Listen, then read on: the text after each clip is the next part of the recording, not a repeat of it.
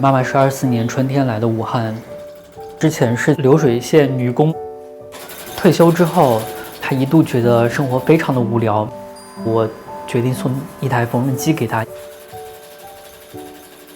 這個就是我當時在公園看到那個地下吊籃的花瓣，回來就把這個布就染成了有4種顏色。這個也就是我從路邊撿回來的葉子，就想成把這些葉子的形狀就拼成了一幅畫。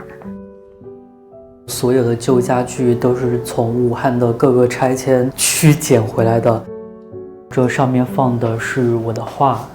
去年夏天出現在巴黎時裝周的秀場上，畫陶瓷的時候，樹葉花紋是受媽媽的啟發。他是8歲我就到廣東上班嘛，電子廠做了22年，退休來武漢了。這個房子是我大概在21年租的，我們相互都需要很獨立的空間，完全沒有想過要住在一起。跟他們住到一起的話，我覺得是都沒有空間。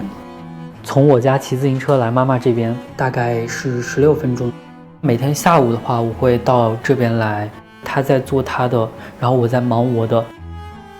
媽媽們都會喜歡就是照顧孩子嘛，我們就達成了一種共識，我們首先是照顧好自己。平時就用的那个柱嘛，我就自己把它染成各種顏色嘛。我記得真正的做出一個東西來的話是杯墊，好輕巧好漂亮啊，然後我就發到網上，過於火爆，賣了1000多個。我管它剪出來的形狀叫蘿蔔疙瘩，很裸露很粗糙不漂亮，但看多了好大氣啊。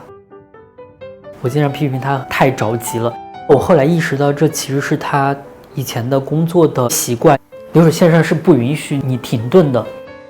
他說哇好好看哦，我覺得是很有成就感那種感覺。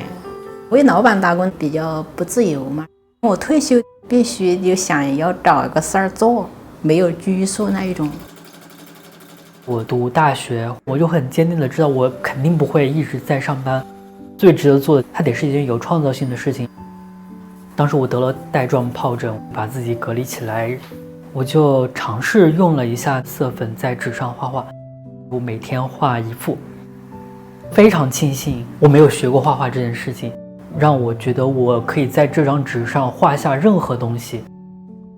我對他畫畫我覺得挺驕傲的，畫盤子我說真的好漂亮哦，紋路特別細膩。我有一個信念，就是我要把時間的價值榨乾。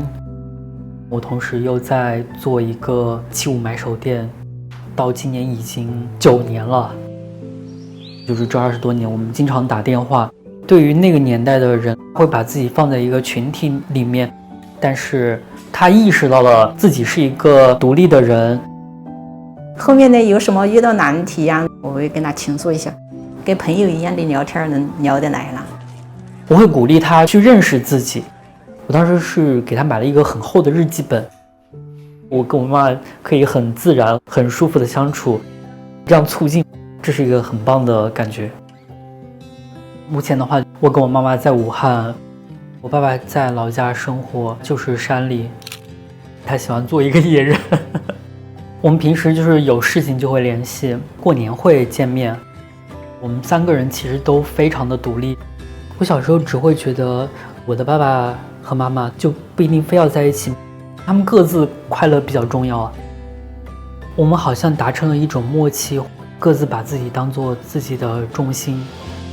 當你有問題的時候，我們可以討論，先有每個人的生活，然後才可以考慮一起的生活。